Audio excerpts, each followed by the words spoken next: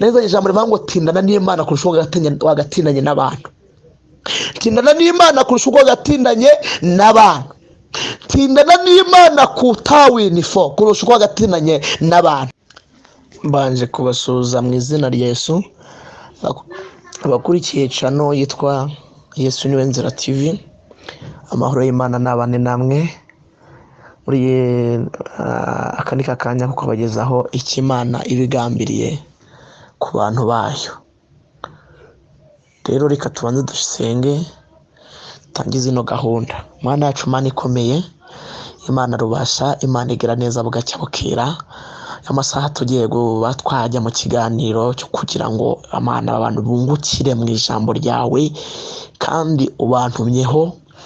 Nyemera rero umuntu wese ukora mu kiganiro umugisha kandi imbaraga zawe zize zibe kuri we mu izina rya Yesu Kristo apfa kazuka. Unyemerere ntabari twa tugaragara bwese barugaragara cyo musase n'abazima ndabone bandamenyereye muzadamune bakirosho abazima demoni baza kuturiganya umugisha wacu abo ndabamenaguye mu izina rya Yesu Kristo w'i Nazareti apfa kazuka. Nyemera Kristo zubane natwe zuvuga natwe mu izina rya Kristo, amen. Muri dusomera ijambo ry'Imana riri muri Luka igice cya 21 haravuze ngo abantu bategereza Zakariya batangazwa nuko atinze mu rusengero. Uyu ni Zakariya, Bibiliya tubwira ko yari umutambyi, ariko yari umutambyi. Bibiliya tubwira ko umugore we yari Elizabeth. Bibiliya tubwira ko nta mwana bagiraga, gusa Bibiliya ntabwo tubwira ko bari bamaranye imyaka ingahe, sanga bari bafite imyaka ingahe. Gusa tubwira ko bari abatambyi kandi Bibiliya tubwira ko bari abantu bubahaga Imana. Ngo ntangariza abantu babona Imana itinze bakavuga ngo twege tugiye gusezera ku Mana. Abantu bagiye mbumva bavuga ngo twe tugiye gusezera ku Mana, ngo Mana turakubohoye. Reka kubohora Imana. Icyambere Imana yemera ko bitugeraho, cyo ni icyambere. Ariko nigeze nasoma irindi jambo rivuga tuvuga ngo naho yababaza umuntu ntizamubaza iteka, izagera himugirira ibambe. Haleluya. Izagera himugirire ibambe, niko Bibiliya tubwiye. Ni folazo witalazo ni mashato efo eda. Nsoma irindi jambo rirambwira ngo Imana si umuntu ngibeshe, icyo yavuze kivuye mu kanwa kayo no kugikora ntizagikora. Irindi jambo ndasoma rirambwira ngo hahirwa uwizera ko ibyo yavuganye n'Umwami Imana bizasohora cyane. Haleluya. Tuvuga ngo ureka kurambirwa, reka gucogora, reka gucika intege, reka gusubizwa inyuma n'ibyo Imana avuganye nawe, reka gushidikanya, reka kwita Imana inyabinyoma, ahubwo utinde mbese utinde ku Imana yakuvuze nurangiza ugikomeze wezere ko Imana izagisohoza. Bibiliya irambwira ngo naho yatinda nawe yatinda ntabwo icyo yavuze Imana ntabwo kizahira. Tinda mbese witinda utinda ku Mana uvuga ngo ni nyabinyoma, ahubwo uvuga ngo Uwiteka nzi ko umucunguzi wanjye ariho, uyu mubiri wanjye no mara kubura nzamureba mfite undi mubiri. Uvuga ijambo rivuga ngo naho ibyago byaza amapfa agatera ni forasti ewinima. Uvuga ngo ntabwo nzikuraho kuba inyangamugayo. Ngo nuko Zakariya afite umugore witwaga Elizabeth, ntago babyaraga. Bishatse kuvuga ngo ibigeragezo ku mukiranutsi ni nk'agasabune, ibigeragezo ku mukiranutsi ntago bizabura kuza, ahubwo Imana izarindira umukiranutsi wayo mu bigeragezo. Imana izarinda umukiranutsi mu bigeragezo, imurinde ko yagwa mu bigeragezo, imutungire mu bigeragezo, imugaburire ibigeragezo bihari, imwambike ibigeragezo bihari, izamufata imurinde ibyamunamura mu bigeragezo. Haleluya. Umuntu uri kumwe n'Imana neza ntago ajya agwa mu bigeragezo, ahubwo ava mu bigeragezo nta mwose umunuka. Haleluya. Igihe kimwe ng'abagabo batatu, Saduraka, Bedenego na Meshaki, baravuga ngo Imana dukorera, Imana yo mu gihugu cyo mu ijuru, Imana ikinga ntihagire ukingura, Imana ifite imbaraga zirenze za serwakira, Imana yasatemye inyanja kabiri abisirayeli bakambuka, Imana yakamije Yorodani, Imana yatanze manu mu butayu, Imana ikuri kuzimu igashyira ibuntu, Imana zorado wini fonedra iri wini masani fone kota, Imana ifite imbaraga, Imana izura abapfuye, ibasha kudukiza. Haleluya. Kandi naho itadukiza ntabwo tubuze kwikuraho ubunyangamugayo, tuzapfa tukiyiringiye. Aleluya. Ngo tuzapfa tukiyiringiye. Turabizi ko Imana ibasha kudukiza, ariko naho itadukiza, naho itadutabara, naho itatugaburira, naho itadukuraho ibi bigeragezo, naho itaturengera, tuzapfa tukiringiye. Ntabwo tuzijya twikuraho ubunyangamugayo. Aba yari abagabo b'intwari. Aleluya.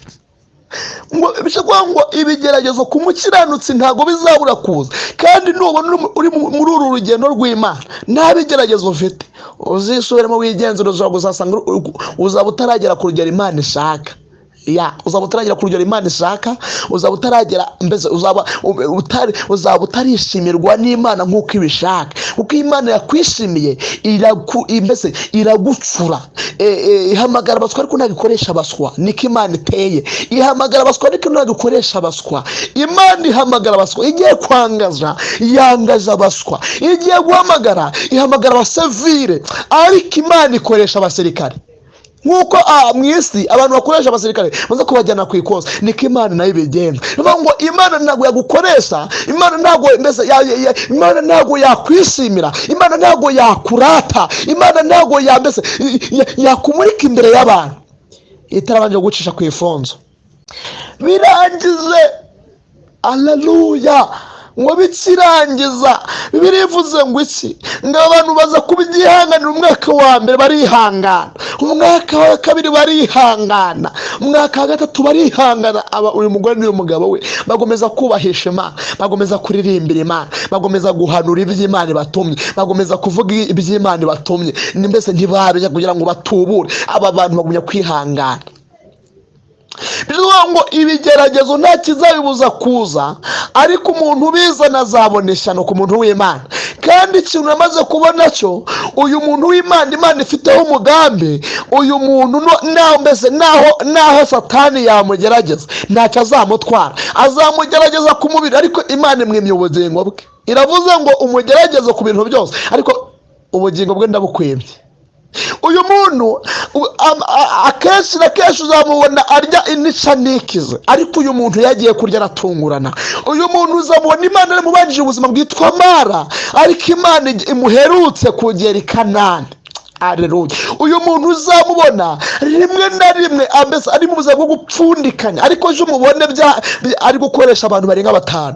Uyu muntu uzamubona mbese ari isuzugurwa, ariko ejo ubona ari kubahwa, bamwita bosi, bamwita mabuja, kubw'uko Imana imufiteho umugambi. Babaho banezeza Imana nubwo batari bafite umwana, ngo ntabwo babyaraga, ariko Bibiliya yatubwiye ntabwo babyaraga, ariko ntibyatumye batubaha Imana, ntibyatumye batanezeza Imana, ntibyatumye batubahisha Imana, ntibyatumye badashima Imana.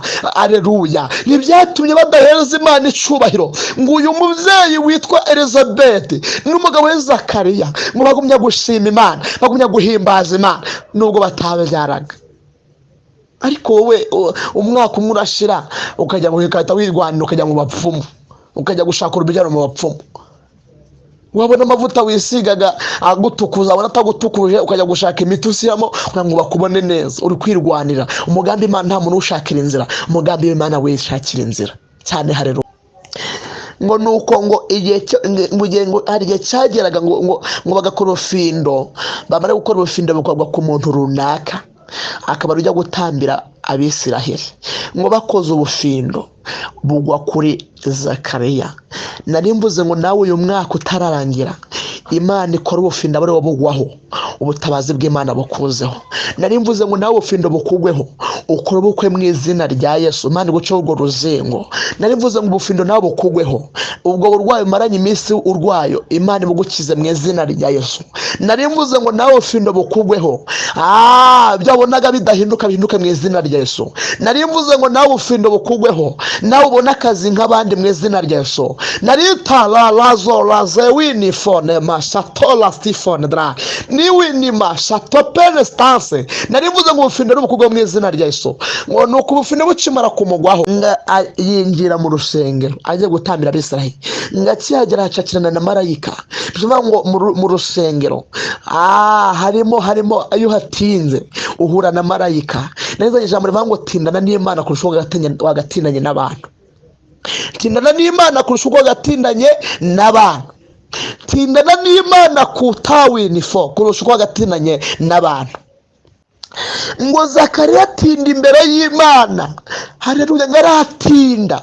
Akimara gutinda mu rusengero, narivuze ngo tinda uri kumwe n'Imana, umwanya Imana izikore ku buzima bwawe. Nyemerera wemerera Imana uyihe umwanya utindane nayo kurusha uko gatindanye n'abantu, kurusha uko gatindanye n'umugabo wawe, kurusha uko gatindanye na famiye yawe. Imana nayo izikore ku buzima bwawe. Imana akanya mu mutima wawe, Imana akanya uyisenge, Imana akanya izikore ku buzima bwawe. Narivuze ngo tindana n'Imana, Imana nayo izitinde mu byawe.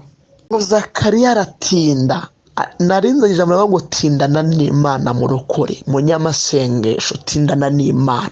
Tubonye abantu benshi batinze mu busambanyi, ariko tindana n'Imana. Tubonye abantu benshi batinze mu kabari, ariko tindana n'Imana. Tubonye abantu benshi batinze mu bapfumu, ariko tindana n'Imana, banyamwuka. Zakariya agitinda, marayika w'Imana amusanga mu rusengero kuko yatindanye n'Imana. Haleluya. Iyo utinze mu by'Imana, Imana nayo zigatinda mu byawe. Tindana n'Imana uko uyise imbaraga nayo ziguha imbaraga. Tindana n'Imana uko uyinginga uyitereta nayo ize mu byawe. Tindana n'Imana uyitereta nayo uyerekaho ibyakunaniye, ibikugoye nayo ize bigore. Tindana n'Imana ibikubashye Imana ibohore. Tindana n'Imana kurusha uko gatiranye n'abantu yemwe. Umuntu umwegize yavuga ngo aho utinze usa naho. Iyo utinze mu nzu y'Imana, utindanye n'Imana, usa n'Imana. Ibyo ukoze umuntu abona mbese bisa n'iby'Imana ishaka. Zakariya agitinda, marayika w'Imana amusanga mu rusengero kuko yatindanye n'Imana. Haleluya. Iyo utinze mu by'Imana, Imana nayo zigatinda mu byawe. Tindana n'Imana uko uyise imbaraga nayo ziguha imbaraga. Tindana n'Imana uko uyinginga uyitereta nayo ize mu byawe. Tindana n'Imana uyitereta nayo uyerekaho ibyakunaniye, ibikugoye nayo ize bigore. Tindana n'Imana ibikubashye Imana ibohore. Tindana n'Imana kurusha uko gatiranye n'abantu yemwe. Umuntu umwegize yavuga ngo aho utinze usa naho. Iyo utinze mu nzu y'Imana, utindanye n'Imana, usa n'Imana. Ibyo ukoze umuntu abona mbese bisa n'iby'Imana ishaka.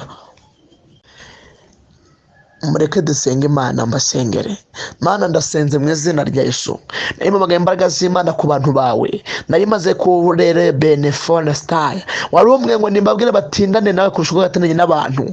Kandi abantu nibatindana nabo bazabahemukira. Ariko wowe umuntu atindanye nawe ntabwo ujye umuhemukira. Nyemerera aya masaha bambika imbaraga zo gutinda imbere yawe. Nyemerera aya masaha bambika imbaraga, bambika imbaraga, bambika imbaraga, bambike imbaraga, bambika imbaraga, bambike imbaraga, bambika imbaraga, bambika imbaraga zo gutinda imbere yawe. Ntibarambirwe ibyawe, ntibarambirwe ijambo ryawe, ntibarambirwe icyo uvugana nabo. Mu izina rya Yesu twapfagamo akazuka. Ngano bagire neza rero. Mana unyemerere imbaraga mvajuze muri kuri bo, mutware bwawe marike kuri bo. Uhereka kandi ubambika imbaraga.